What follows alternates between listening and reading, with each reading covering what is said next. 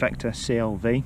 So CLV is Caddx Loris version, which is a 4K 60 frame per second camera module. So this is the new version. So inside, under the battery cover, this is the Caddx Loris camera module. Unfortunately, Caddx have stopped making this, which is a real shame. But basically what I've done is I've created, if you like, a roll cage out of carbon fibre, and it's sandwiched between 4 spacers, and put it in there, cable comes outside, and it mounts onto a piece of polypropylene sled next to the ant. So this is configured so that when you plug the battery in, it will start recording 4K 60 FPS.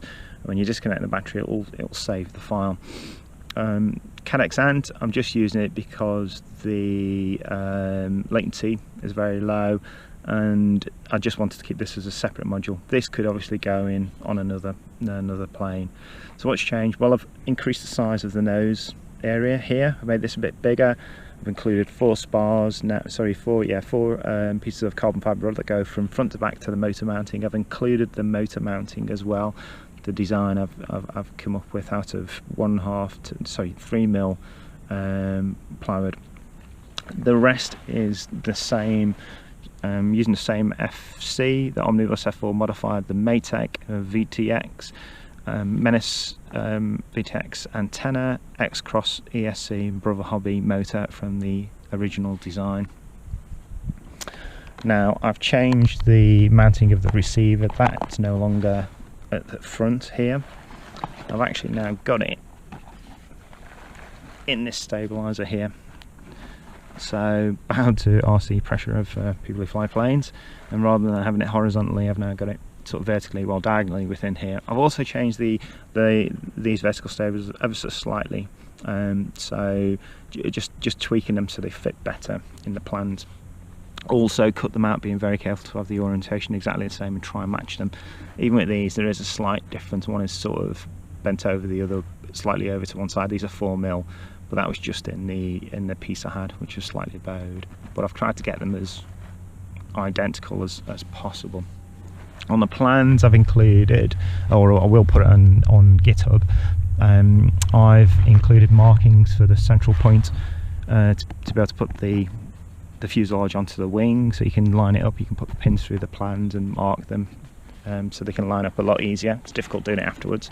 I've also included the CG markings as well on the actual plan, so you can put those in, and had a bit of an upgrade on the servos. So the servos were originally Racer Star MG90S 10-gram analog servos.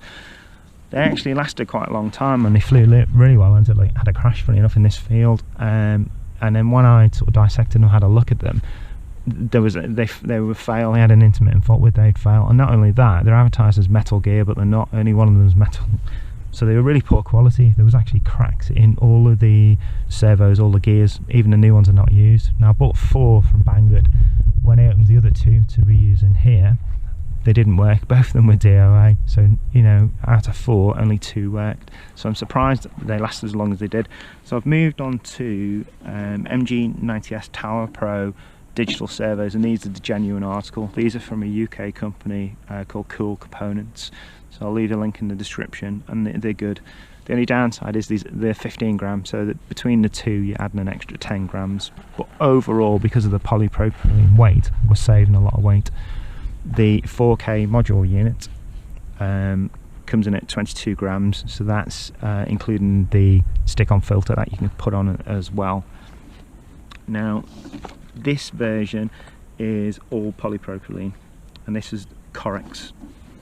So Correx is 3mm, is 350 grams per square metre, whereas the old PVC was 540 grams per square metre. So this model, as it stands now, without a LiPo, is 394 grams. So this is the weight without any LiPo in it. So under 4 grams, that's pretty good. And if you took out this Caddx module, put 1 camera in, use 10-gram servos, you could get it down to 350 grams, and then put a 3S in it. It'd be very light. Now I fly it with a 4S LiPo, and then it comes in at all up weight, flying weight of 571 grams, which I think for a model I can fly for nearly half an hour get up to 80-90 mile an hour in short bursts is really I think I'm quite pleased with it.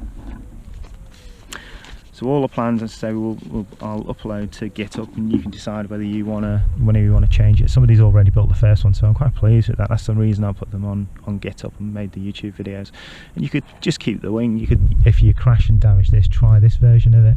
Also, when I get the time, I'll make a new front for it, with maybe just one single standard size camera in the middle, like that, like the Nano, but the slightly bigger version, because obviously with Caddx not making the sled, you're probably not gonna.